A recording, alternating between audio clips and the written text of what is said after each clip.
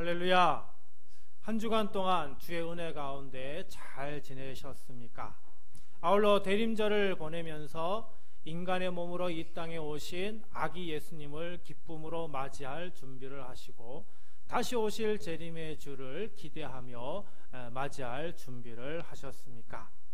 이 대림절 기간 동안 우리의 삶이 우리 주님을 더욱 의지하고 사모하는 그런 복된 절기가 되길 주님의 이름으로 축원드립니다.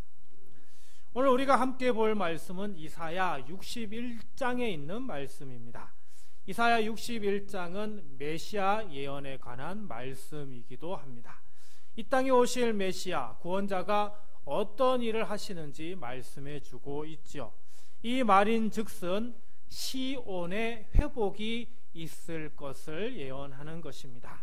여러분, 시온이라는 말 많이 들어보셨습니까? 요즘 개신교에서는 시온이라는 말을 잘 사용하지 못하고 있는데 이단이 이걸 가지고 가다 보니 시온이라는 말을 하면 마치 이단인 것처럼 이제 착각하는, 오해하는 그런 일이 생기고 말았습니다.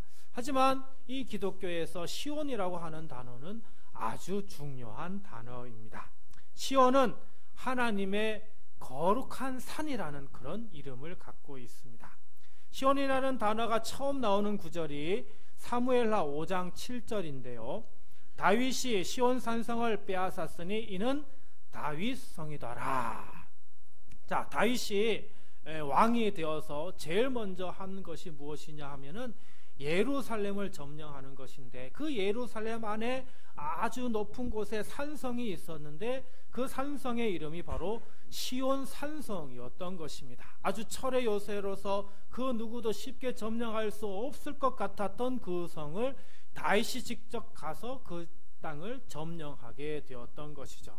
그래서 이제 시온 산성이 이제 뭐라고 불려진다고요?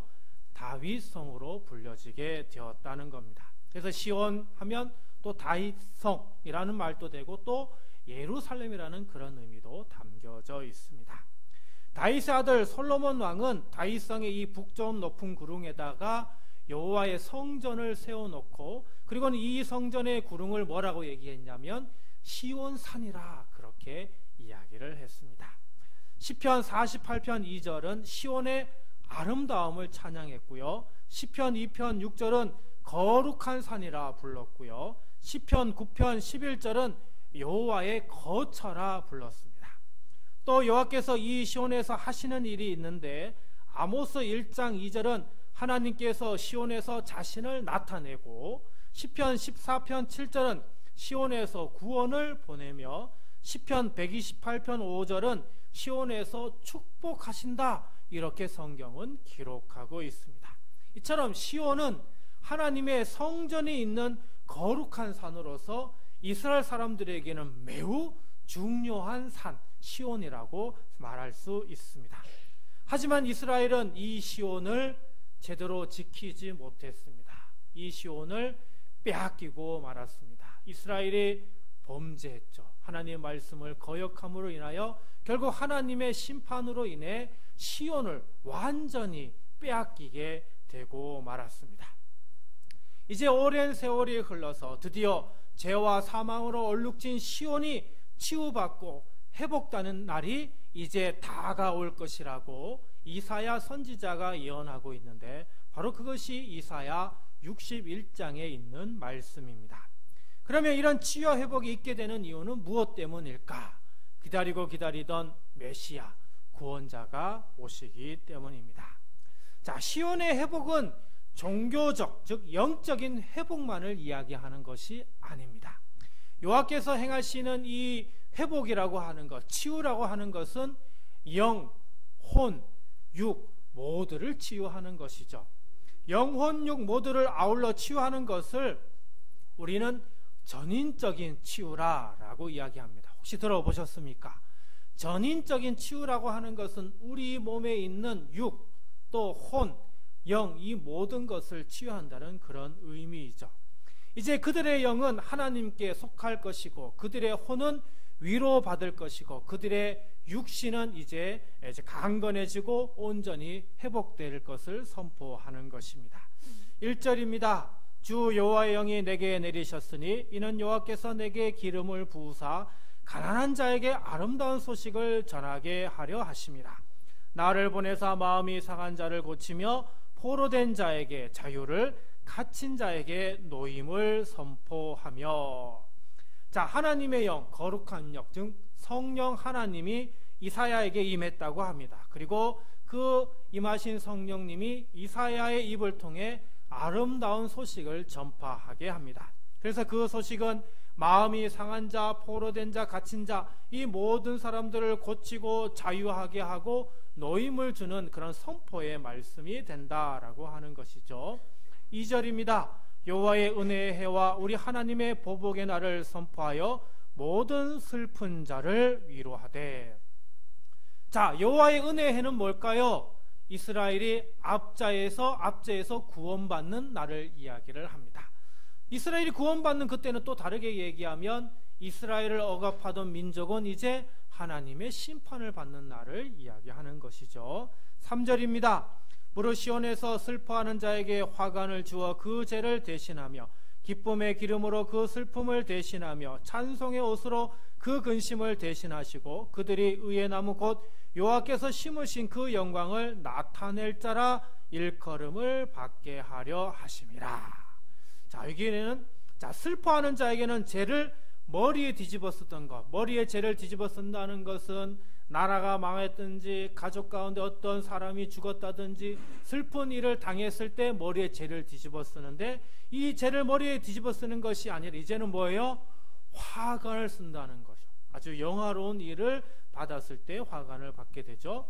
또 슬픔을 대신하여 기쁨의 기름을 붓는다. 기름을 머리에 붓는다는 것은 아름답게 치장하고 화장함을 이야기를 합니다.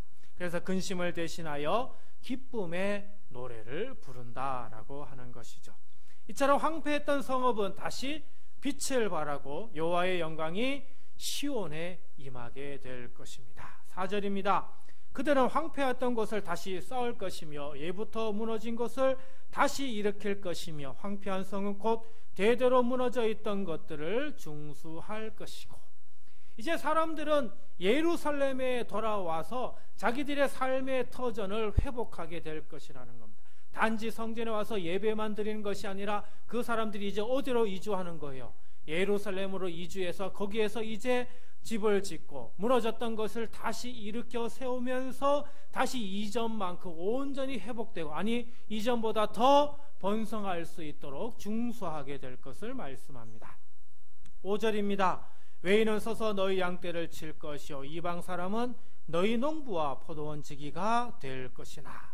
심지어는 이제 외인들, 이방인들, 자신들을 도리어 압제하고 자신들을 무시했던 사람들이 이제 이스라엘 사람들의 양떼를 친다라고 하는 겁니다. 그리고 농부가 되고 포도원 지기가 된다는 것이죠. 이 일들은 어떤 사람들이 하는 겁니까? 연약한 사람들, 가진 것이 없는 사람들이 하는 일인데, 이스라엘 사람들이 이 일을 하는 것이 아니라 이방 사람들이 와서 이 일을 하게 될 것을 이야기를 하고 있죠. 우리나라에 요즘 외국인들이 정말 몰려와 있습니다. 최빈공국에서 이제는 동방의 작은 나라가 전 세계가 주목하는 그런 나라가 되었습니다. K-팝, K-드라마, K-영화, K-스포츠, K-미용, 의류, 반도체, 자동차, 심지어는 K-방산까지 수많은 산업의 선두주자가 되고 있습니다. 그러다 보니 잘 사는 유럽 북미뿐 아니라 남미, 오세아니아, 동남아시아, 중앙아시아, 서남아시아, 거기에 아프리카 사람들까지 우리나라에 찾아오고 있습니다. 우리가 정말 힘들어하고 정말 하기 꺼려하는 그 일들을 이제 우리가 하는 게 아니라 이제는 외국에서 들어온 사람들이, 이주 노동자들이 그 일을 도맡아 하고 있습니다. 이 이주 노동자들이 사라지게 되면 우리나라 산업이 제대로 돌아가지 않을 정도가 되었다라고 이야기를 합니다. 그만큼 우리나라의 위상이 높아졌음을 얘기를 하는 것이죠. 마찬가지로 이스라엘이 회복됨으로 주변의 이웃 나라들 앞에서 이스라엘의 위상이 높아지고 이방인들이 이스라엘에 와서 함께 거주하고 이스라엘 사람들이 천하게 여기고 많은 사람들이 천하게 여기는 그 일을 이방인들이 감당하게 됨을 이야기를 합니다. 하지만 그동안 이스라엘은 자신들의 죄로 인하여 소망을 잃고 캄캄한 어둠 속에서 헤매고 있었습니다. 그렇다면 이스라엘이 이런 회복이 가능했었던 이유는 무엇 때문인가? 그 이유는 하나님께서 구원의 빛을 주셨기 때문입니다. 자, 그러면 이스라엘이 하나님께 뭘 잘했기 때문일까요? 그렇지 않습니다. 이스라엘의 노력의 대가로 회복된 것이 아닙니다. 하나님께서 이스라엘의 구원의 빛을 비춰주신 이유는 그들의 신앙이 회복되고 하나님의 말씀에 순종했기 때문도 아닙니다. 이스라엘은 여전히 죄에 빠져있는 자격 없는 사람에 불과했습니다. 그러면 왜 이스라엘을 회복시켜 주신 것일까요? 하나님께서 이스라엘을 회복시켜 주신 이유는 단 하나뿐입니다. 하나님의 은혜입니다. 이스라엘은 하나님의 은혜로 말미암아 구원의 빛을 받은 것입니다. 구원받을 자격이 없는 이스라엘 사람들에게 그저 하나님께서 은혜를 주신 것이죠. 그런데 여기서 더 중요한 사실은 그 구원의 빛은 단순히 이스라엘만을 회복시키는 것이 아닙니다. 그 빛은 모든 세계를 구원하는 하나님의 빛인 것이죠. 이 회복의 역사는 오직 하나님의 은혜로만 이루어질 수 있습니다. 약속된 이스라엘의 회복은 예수 그리스도께서 이 땅에 인간의 몸으로 오셔서 십자가 사명을 완수하면서 성취되었습니다. 예수님께서는 빛으로 오셔서 세상에 구원의 빛이 되셨습니다. 오늘 우리도 하나님의 은혜로 말미암아 예수님을 통해 구원의 빛을 받았습니다. 우리는 예수님을 통해 사실 은혜 받을 수 없는 존재인데 우리가 하나님 앞에 뭘 잘해서 그 은혜를 받을 수 있는 그런 자격이 있는 존재도 아님에도 불구하고 예수님은 오늘 우리에게 구원의 빛을 비추어 주었습니다. 하나님의 전적인 은혜인 것이죠. 그러므로 사랑하는 성도 여러분, 예수 그리스도를 구주로 온전히 영접하여 한평생 하나님의 은혜 가운데 거하는 그런 우리 모두가 되어야 하겠습니다. 이스라엘은 이제 하나님의 구원하심을 받게 되면서 새로운 사명을 받게 됩니다. 6절입니다. 오직 너희는 여호와의 제사장이라 일컬음을 받을 것이라. 사람들이 너희를 우리 하나님의 봉사자라 할 것이며 너희가 이방 나라들의 재물을 먹으며 그들의 영광을 얻어 자랑할 것이니라. 자, 이제 이스라엘은 여호와의 제사장이라 불려질 것이라 이야기를 합니다. 자, 그러면 원래 이스라엘의 제사장은 누가 할 수 있는 겁니까? 이스라엘 모든 사람이 할 수 있는 건가요? 그렇지 않죠. 이스라엘의 12지파 가운데도 한 지파, 레위 지파, 그 레위 지파 사람들 가운데도 오직 모세의 형인 아론의 후손만이 할 수 있는 것이었습니다. 이 아론의 후손 외에는 그 어느 누구도 제사장이 될 수가 없죠. 그런데 오늘 말씀에서 이스라엘이 여호와의 제사장이 된다, 이스라엘의 12지파 모든 사람들이 제사장이 될 것이라 이야기를 하고 있습니다. 여러분, 이건 뭔 말일까요? 이스라엘 사람들이 정말 제사장이 되어서 모든 어떤 제사 예배를 집례하는 그런 사람들이 된다는 것일까요? 그렇지 않습니다. 6절 중반에 사람들이 너희를 우리 하나님의 봉사자라 할 것이며, 이제 사람들이 어디에 와요? 예루살렘에 와요. 이스라엘 사는 사람들이 살고 있는 곳에 온단 말이죠. 바로 거기에서 이스라엘 사람들이 하나님을 예배하고 하나님을 알 수 있도록 하는 그 역할을 하는 것이 바로 이스라엘 사람들이 하는 것이다 라고 하는 것입니다. 그래서 좀 더 쉬운 표현으로 하나님의 봉사자로 언급하고 있습니다. 6절 하반에 너희가 이방 나라들의 재물을 먹으며 그들의 영광을 얻어 자랑할 것이니라 이렇게 얘기를 할 때에 이 재물이라고 하는 것은 누구에게 바치는 겁니까? 신께 바치는 거죠. 그러면 여기에서 말하는 이방 나라들의 재물은 하나님께 바쳐지는 재물을 이야기하는 것인가? 그렇지 않습니다. 이방 사람들이 가지고 오는 것들이 하나님께 바치는 재물을 얘기하는 것이 아닙니다. 이제 이스라엘이 잘 먹고 잘 살게 되니까 이방의 사람들이 자신들이 가지고 있는 소유물을 가지고 와서 이스라엘에 쓰게 되는 것을 얘기를 하고, 이것으로 해서 이스라엘 사람들이 먹고 마시며 삶을 살게 됨을 이야기를 하고 있는 것입니다.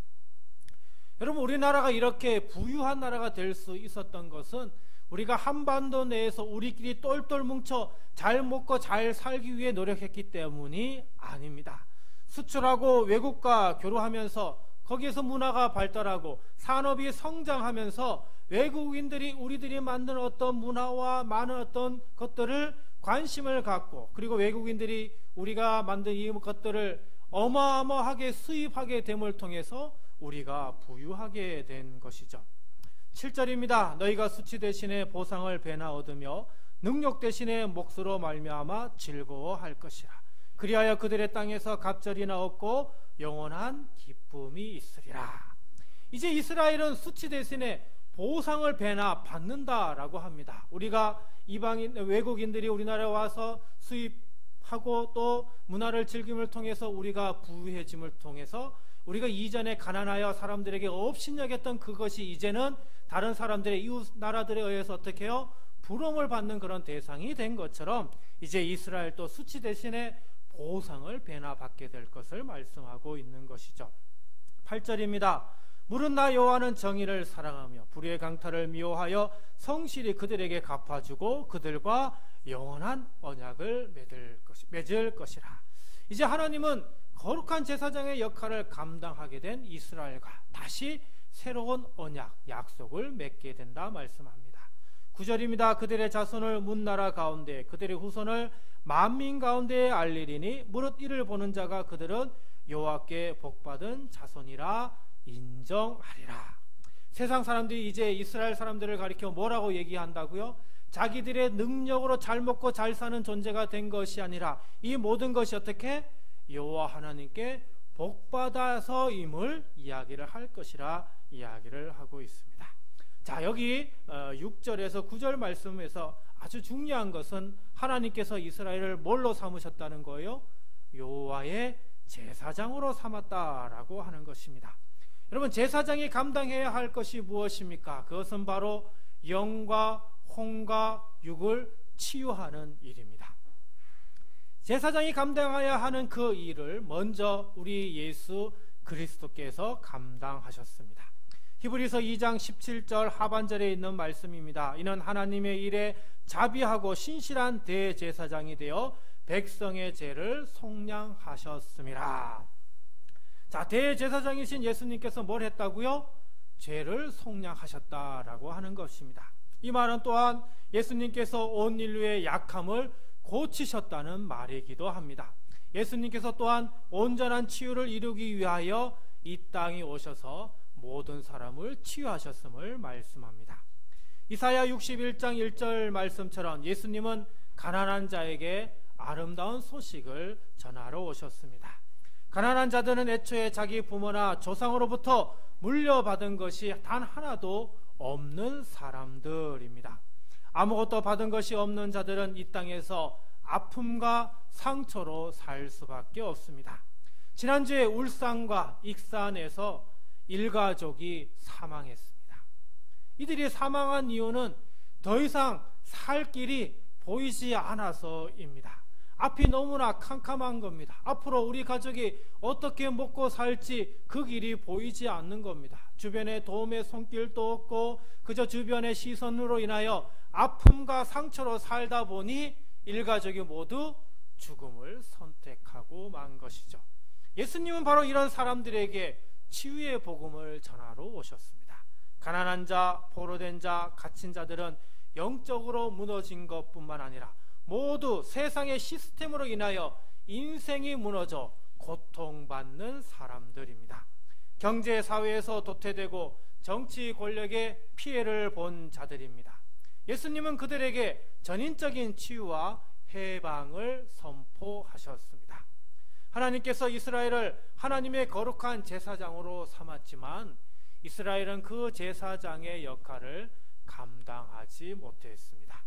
이에 예수님은 우리를 하나님 나라의 거룩한 제사장으로 다시 세우시며 이 치유와 해방의 사명을 감당하라 말씀합니다. 주를 고백하는 성도인 우리는 세상에서 고통받는 사람들을 치유하는 제사장의 사명을 감당해야 합니다. 내가 받은 하나님의 은혜에 만족하면서 그것을 가지고 그저 하나님께 예배하며 감사합니다, 이렇게 신앙생활 하는 것만이 다가 아니라 이제는 정말 세상에서 힘들어하고 어려워하는 그 사람들에게 도움의 손길을 베풀어주는 그런 제사장이 되어야 하는 것입니다.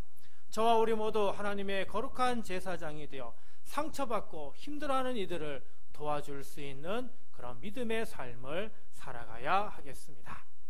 성경은 우리의 영적인 상황을 어두움으로 표현합니다.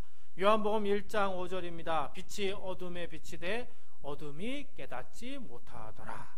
우리는 지금도 어두운 상황에 놓여 있습니다. 우리의 상황이 어두운 이유는 이 세상에 빛 대신 하나님을 보지 못하기 때문입니다.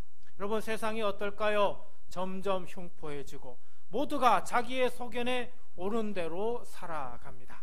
과학의 발전이 세상을 편리하게 만들지만 사람들의 마음은 더욱 공허하고 불안으로 가득 차게 만들었습니다. 우리나라가 자살률 세계 1위입니다. 다 같이 가난하고 힘들 때 우리나라 자살률은 사실 전 세계에서 제일 아래에 있었습니다. 그런데 잘 먹고 잘 살고 사회가 발전하고 부유해졌는데 우리의 육과 우리의 혼과 우리의 영혼은 정말 나약해지고 말았습니다. 결국 모든 것을 포기하는 그런 사람들이 전 세계의 1위가 되고 말았습니다. 하나님의 창조 세계를 아름답게 관리해야 할 하나님의 백성이 어느새 이 세상에서 제일 위험한 존재가 되고 만 것입니다. 하나님을 보지 못하기 때문에 인류는 갈 길을 모르는 세상에서 제일 위험한 존재가 되고 말았습니다. 우리가 이런 어두움 속에서 길을 찾는 방법은 빛으로 오신 예수님밖에 없습니다. 빛으로 오신 중보자 예수님을 통하여 우리의 교만과 우리의 죄를 자복해야 합니다. 우리가 다시 하나님께 돌아갈 때 세상의 빛으로서 그 빛의 역할을 감당하게 될 것입니다. 이사야 60장 1절입니다. 일어나라, 빛을 발하라. 이는 내 빛이 이르렀고 여호와의 영광이 내 위에 임하였느니라. 하나님께서 우리에게 말씀하십니다. 일어나서 빛을 발하라. 하나님의 영광이 임하면 우리는 빛으로 쓰임을 받습니다. 우리의 빛이 하나님을 믿지 않는 이방 사람들에게 비춰질 때 그들이 우리의 빛으로 인하여 하나님의 영광을 보게 될 것입니다. 그때 비로소 갈 길을 잃은 인류는 길을 찾을 것이고 올바른 길로 나아가게 될 것입니다. 10절입니다.